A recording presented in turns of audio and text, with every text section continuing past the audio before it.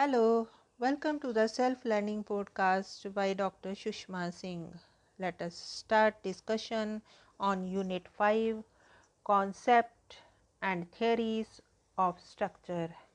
And our topic is Social Structure is a Reality, A.R. Radcliffe Brown's Contribution. And subtopic is Structural Type. When a social anthropologist carries out his fieldwork in a particular territorial defined society, what he actually investigates is its social structure. That is, an actually existing concrete reality to be directly observed. But from what he observes, he abstracts a general picture of that society. In this context, Radcliffe Brown makes a distinction between the social structure and structural type or form. This distinction is not related with Radcliffe Brown's conception of science and of social anthropology as a natural science of society. He says that the distinguished from history or biography, science is not concerned with a particular or unique. It is concerned rather with a general, with propositions that apply to the entire phenomena.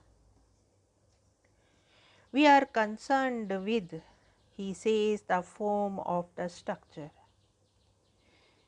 Say, in the study of an Australian tribe, an anthropologist is concerned with the relationship between the mother's brother and sister's son. He observes several instances of this relationship in their actual context, from which he abstracts its general or normal form, which is largely invariant. If social structure is bound by factors of time and space, varying from one context to another, structural type is general and invariant. Social structure continues over time, a kind of continuity that Radcliffe Brown calls dynamic continuity.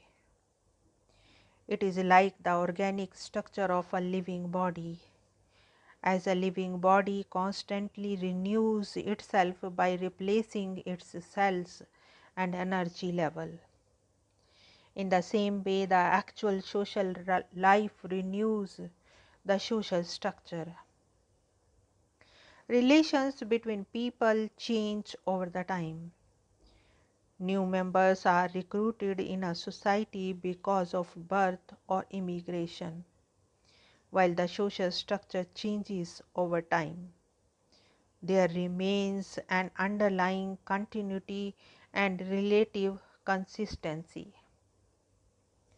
which designs its structural form. This certainly does not imply that the structural form is static. It also changes, sometimes gradually, sometimes with suddenness, as happens in the cases of revolution. But even then, some kind of continuity of structure is maintained. Our job as a sociologist and social anthropologist is to discover the structural form of society. It is to move from particular to general, or in the language of Radcliffe Brown, from ideographic to nomolithic. While the former designs a specific social structure, the latter is the structural form. While the former requires an intensive study of a single society, the latter is an abstraction of the form of that society. Also, the study of a single society needs to be compared with the similar studies of other societies. This process is systematically carried out can lead us to the discovery of general laws that apply to human society as a whole. For Radcliffe Brown, the various steps of reaching the general laws are intensive study of a social structure using the standard anthropological procedures, abstraction from this its structural type, comparing the structural type of a social structure with the structural types of other social structures by rigorously using the comparative method, arriving at the laws of society, the invariant propositions that explain human behavior in diverse social situations. For Radcliffe Brown, there is only one method of social anthropology, that is the comparative method, for it helps us to move from a particular to the general.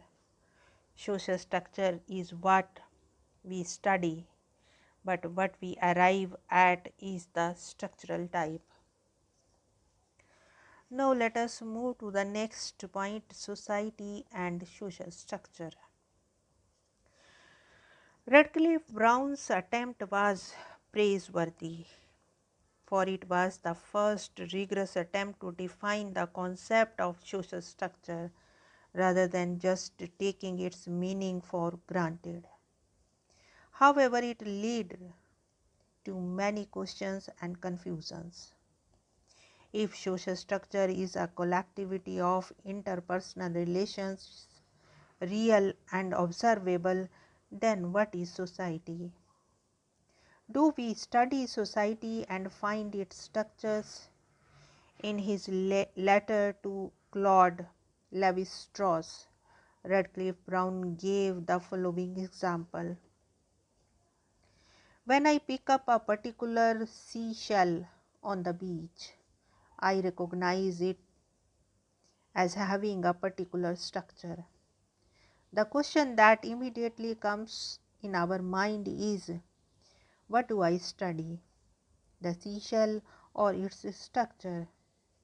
Pursuing the example further, Radcliffe Brown says, I may find other shells of the same species which have a similar structure, so that I can say there is a form of structure characteristic of the species. Here do I describe the structure of each of these shells and then subject their structures to comparison. Or do I assume that since they all happen to be seashells, they will have a similar structure? Further, Radcliffe Brown writes, by examining a number of different species, I may be able to recognize a certain general structural form or principle, that of a helix, which could be expressed by means of logarithmic equation. Do I compare different species of seashells to arrive at their general structural form? Or do I compare the structural form of each of the species of seashells to reach at the structural form that is common to all? These questions clearly show that while there is no confusion between the categories of a particular and general, confusion prevails with respect to the distinction between the society and social structure, social life and social structure, and structural form of a social structure and the structural form of social structures. One more observation, what Radcliffe Brown understands by the term structural type is what many understand by the term social structure, and what Radcliffe Brown calls social structure is what many would call society. Now let us wind up the session and take rest. Thank you very much for engaging yourself with the Self Learning podcast.